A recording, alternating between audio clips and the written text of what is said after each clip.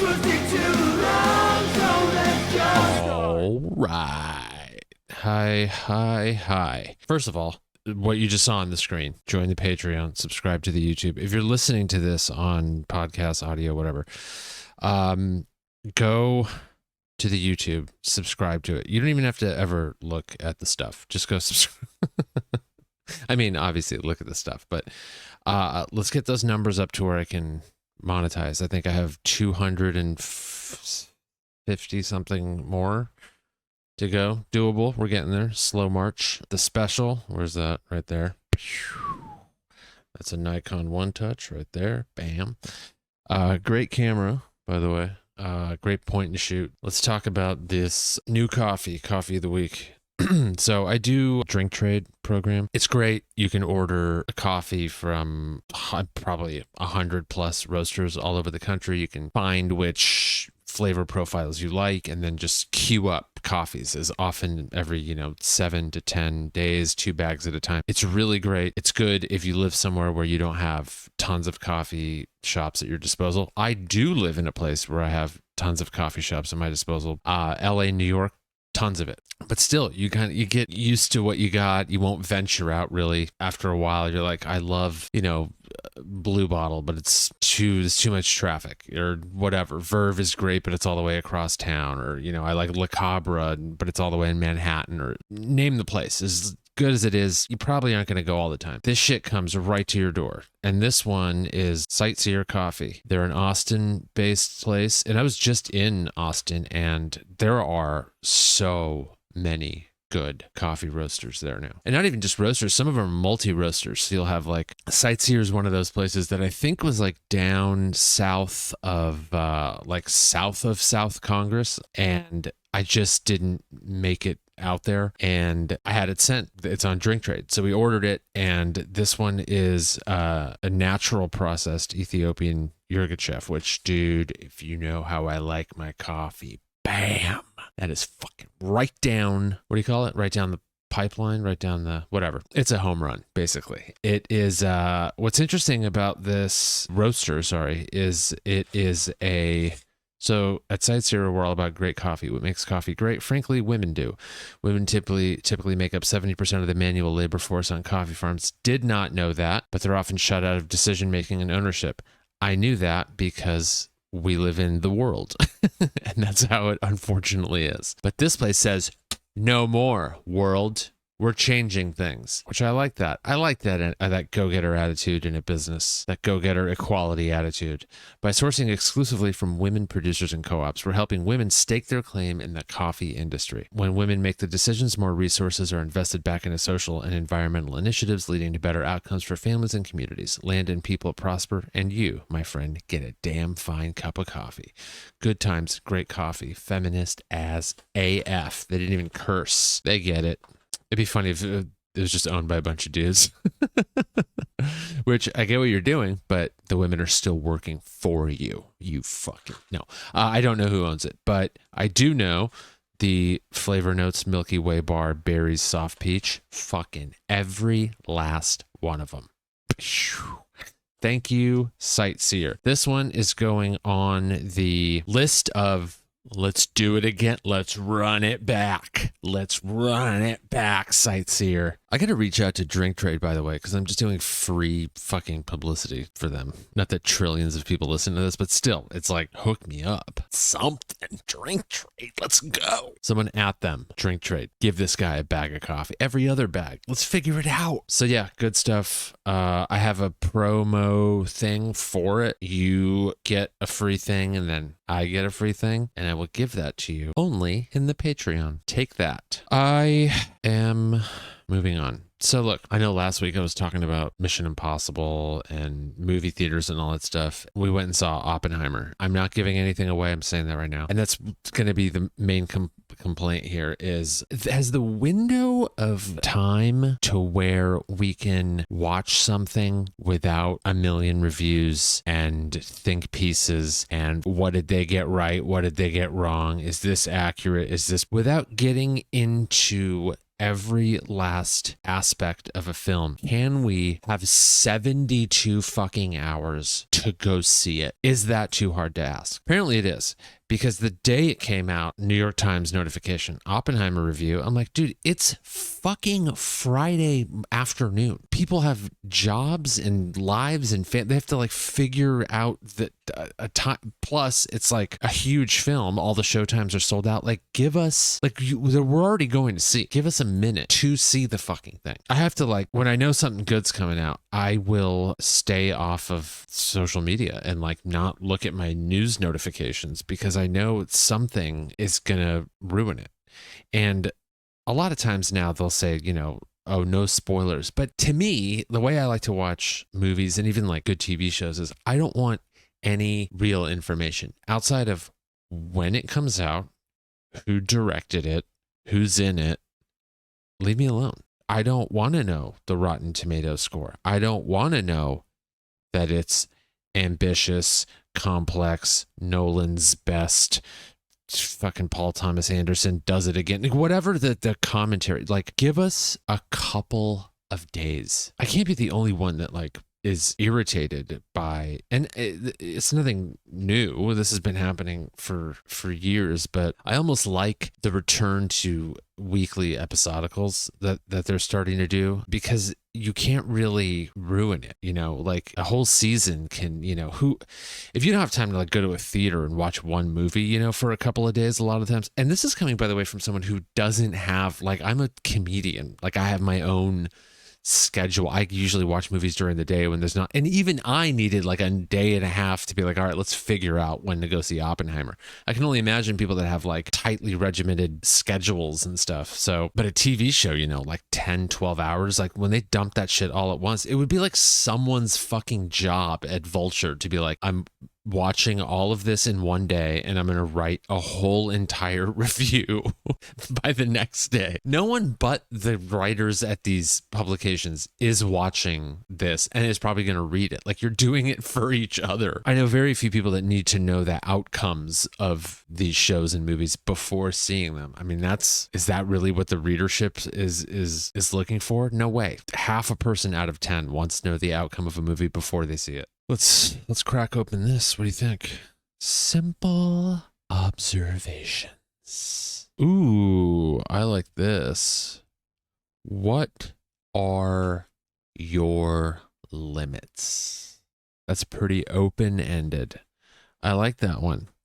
I was thinking about that this weekend because I've never thought about limits physically. I've always thought I would want to try something and then go do it and then, you know, keep trying until I can't anymore. Whether that's like I'm in the gym or I'm on my bike or I'm in a boxing gym or whatever, I'm going to go, right? And earlier this year, I threw my back out twice and still recovering from the second one. The second one was that's what really slipped the disc. The first one was like a little warning in January, and I was like, ow, that fucking hurt for 7 to 10 days. And the one in March put me the fuck out, and physical therapy a little bit, doctor's orders, no bike riding, no gym for like a few months. And I just got back in the swing of things lightly. Easy does it, that kind of thing. So I am, today was day 14 or 15 in a row of back in the gym. And the one thing I told myself when I went, because I was having trouble going, because I was worried I wouldn't be able to perform at the level I wanted to, and I would immediately throw my back out again or something. I thought I was going to, like, you know, lift a weight plate or like take one off of a barbell and then, you know, fucking fall over. But I had to tell myself, you know, that's not the point. The point is the consistency. Get back in the rhythm of things. Just go. Get into stretching more because I have to incorporate the physical therapy stuff into my everyday routine now. Because it's hard to do it at home, even though, the floor is right there. There's no like special place or thing. It's just stretches. But for some reason, it's easier when you're like, at the gym or going to a destination to do a thing that you don't want to do. And then you feel like invested. So that was the goal. Go to the gym, do the stretches, and start lightly lifting weights and doing cardio. In other words, impose limits. And I fucking hate having to do that. I want to always be like, here's where I should be. I'm going to do more, and then I'm going to keep going until I cannot go. And that's how I love to exert myself, because it helps me mentally and physically. I can like set a goal and go beyond it and like really feel it in my body. And then it helps my anxiety, my depression. It makes me feel physically better. I can feel the blood just going, and I have more energy. I feel so much better. And I had to tell myself, like, that's going to happen anyway. You're so out of shape now. It's been over March, April, May. I mean, 3 months. Oh, I can't even like think about it. 3 months, pretty much 3 months of no biking, very little biking. I think I did a couple of little test rides, but no real like, 30, 40, 50, 70 mile rides or anything like that. And I had to say, Nick, go in, do it light. If you even start to feel a little bit of pain in your lower back, put it down, move on to the next thing, or just leave. And it was harder than mentally getting past lifting something I know is too heavy, if that makes sense. It was the mental challenge of keeping myself below where I know I could be and being okay with that. Oh, fuck.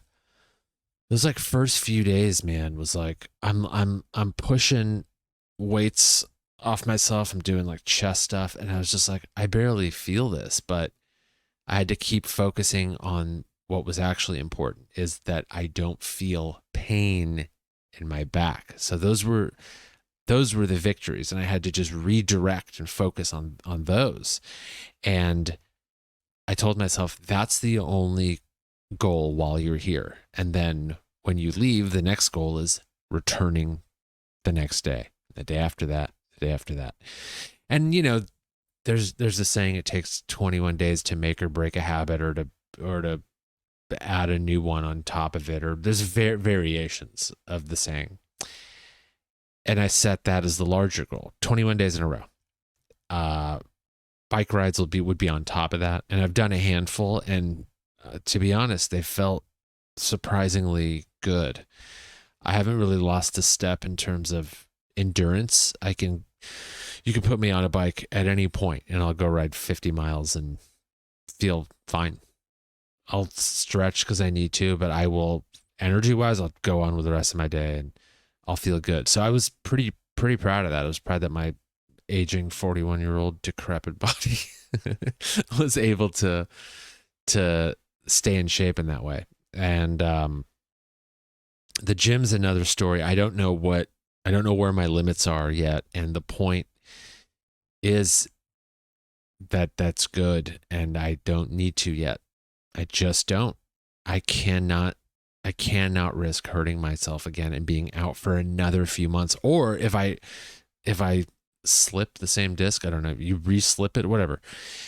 I have a herniated disc, and if I make it worse, then I risk surgery maybe, or just being out longer. And oh man, I don't know that I can go through that again. But day 14 or 15 was today, and I'm telling you, if you're in an in-between phase right now where you're like, oh, I fell out of my routine and I haven't been back into the gym, or whatever your thing is, my suggestion, and it worked for me, and I don't know that someone could have convinced me of this, a few years ago, was just go and do literally any 1 or 2 exercises. And odds are you'll end up doing more when you're there. If you're injured, that's a different story. Do whatever your doctor says, I guess. But just getting back in the rhythm and being consistent is what will get you there. I think I'm going to be okay. I think in the next 21 days, I'll be able to step it up a little bit and see where those limits are and then go from there. But it's a long, slow march, and there is no finish line. I think like I've always had the attitude like you don't really like finish working out. It is, you can get to where you want to be, and then it's maintenance forever. And I approached like my physical health that way, and then like diet stuff too. Anytime someone's like, yeah, I started this new thing and I've lost X amount of pounds, like keto or whatever, I'm just like, no, it's not real. It's not sustainable. If it's not sustainable, it's not real. It's just sort of a crash diet to me. And I was arguing years ago with my best friend about this. He's like, no, it's real because I'm losing the weight. And I'm like, yeah, but the second you stop, it all comes back. And you could say that about any diet, but if you find a diet that is a lifestyle, something where you can continue for the foreseeable future without, unknown risks, because we don't know what the fuck keto is going to do to our bodies yet. That's sustainable. That's real. You can keep the weight off and keep going. And this is the first time I think in 15 plus years that I've actually put on weight and have been wondering, am I going to be able to get it back off? And I will not do a crash diet. I will not do some weird, you can only have these foods and none of those. Like I will look at certain ways to eat and go, all right, realistically, I could like trim off a few of these things. And over the years, I've done that where I'll be like, I'll cut out, potatoes or things like that. And I'll go, or like fast food. 20 something years ago, I was like, no more fast food. And then sodas and things like that. And then I literally never returned to them. But like to be like, I'm never eating any carbs again, or like, minimal under 20 grams of carbs every day forever. That's insanity. It's not sustainable. And I've learned that for me over the years where I'm like, okay, what is sustainable and what do I not have to think about? And maybe it's willpower. I have willpower. I know I do. I think that I can find the things that aren't healthy and then remove them and then be able to enjoy the other things that, are like, fruits and ice creams and things like that. You can have a little bit more of that, knowing that you're having way, way less of fast foods and fried foods and all these different things. And it sort of evens out and makes it feasible for a decade or 2 or 3. And I never think about fast food. I never think about potatoes. I never think about soda. And I used to drink multiple a day, every day without fail. Those things, I think when you add those up over time, you wake up in your 30s and go like, well, okay, this is metabolism slowing down or whatever the fuck happens when you're in your 30s and you put on a few and you can't get them off. And you go, well, this would be harder if I never quit fast food 20 years ago and then sodas a few years after that. And but now the difficulties, the challenges are, where are my limits physically for my body and how do I adjust to that? Because maybe there is a chance I'll never be able to physically exert myself the way I did before. What if, my back is a problem from here on out? I thought that was going to happen with my knee when I got a tendonitis when I was training for the AIDS life cycle ride in like 2013. And it's still there. Like my knee has still never felt the same, but I found a way to bike and stretch and live with it. And it's never happened again, but I can still feel that it is different than it was in 2011 and before, but I found a way to work with it to where it's not at the forefront. I never have to think about it because it's just a part of the routine. And it now is in a place where I can still go, the ceiling isn't where it was, but I don't think about it anymore. Cause like say it was, I was at a 10 out of 10. I could just go. And then I'm like, all right, now I'm at a 9, and I've been at a 9, but I still feel fulfilled in terms of what I'm able to get out of my workouts and stuff and my bike rides. But I hope I can bounce back to a place that feels good, because those things happen and you don't realize it little by little over the years, you know, where you hurt your shoulder and then you're out of the gym for a little bit. Maybe you put on a couple pounds, and then, you know, COVID happens, the world shuts down, all the gyms and everything else do. Then you put on a few more pounds, and then you get back into it. And then you're on the road a lot and you're eating food that's a little shitty, put on another couple of pounds, and then you hurt your back and you're totally out of commission. Then you put on a few more pounds, and then you go like, well, I'll always be at this, you know, I'll always look like this as long as I keep my exercise and diet regimen going. And then it's just a few things in a row can topple it. And then when you told yourself, I'll never gain more than whatever, 5 to 7 pounds, turns into 15 plus. And then you're trying to just like get it off. I'm still fortunate. It could be a lot worse. I could have broken my back. I could have fucking, you know, who knows what else. Like limits are real, and you will face that at one point in one way or another. That's one of those revelations that comes with, you know, a little bit of age. Like when you're in your early 20s, you're like, what limits? I'm invincible. I'll never die. And then your 30s, you start bargaining. And then in your early 40s, I think you start accepting a couple of things. If you're lucky, if you take care of yourself, it's very few things. I think I could have it worse if I wasn't taking care of myself earlier on. But you will have to make a couple of concessions, and you will have to know a limit or two. And the sooner I think you accept it, the easier it is to move forward. And that's where we are now. Day 14, day 15, new limits. Keep going. All right. God, I love that fucking observation book. It really is just fucking, there's always something, and you just don't know what it's going to be or what you're going to end up talking about. Point is, I'm feeling better. I'm feeling better. And that's all you can ask for. Anyway, go see Oppenheimer, and let's talk about it maybe next week. Is that enough time? Is 8 or 7, 8, 9 days? Yeah, it is. By then, it's your problem. Okay, y'all. You know the deal. Subscribe to the thing, like the other thing, join the one thing. No, the pod, wherever you find it. Subscribe, leave a comment and review, all that stuff. I know you have to say this because they'll forget. And then check out the Patreon. That's what keeps this alive. That's what keeps me alive. There's low tiers, $3 all the way up to 5, 9, 18, different things, free stickers, shirts, tote bags, all the shit that you get. Anyway, check it out. And if you're already there, if you're already here, thank you. Love you. Bye.